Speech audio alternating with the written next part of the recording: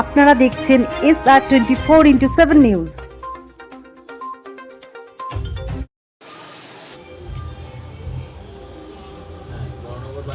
বড়নগরবাসীকে আমরা ধন্যবাদ দিতে চাই।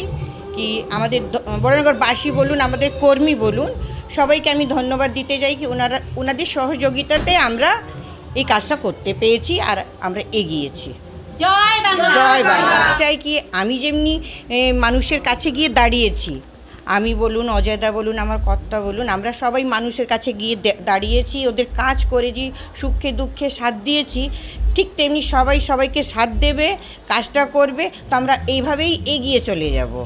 বাস এটাই চাই কি আমি সব লোকজন যেমনি বড়নগরে যত লোকজন আছে, আমাদের কাউন্সিলররা আছে, ভোটাররা আছে, এই যে আমাদের সব কাজ করে চলে যাব, এই নিয়ে আমরা এগিয়ে চলতে যাব।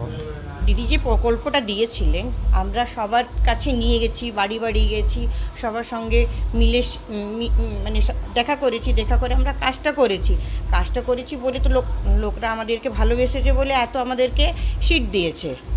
না কাজ করলে তো কিছু দিত না। মাটির মানুষ মাটিতেই ছিল বলে ঘরে ঘরে ঢুকেছে, কাজটা করেছে।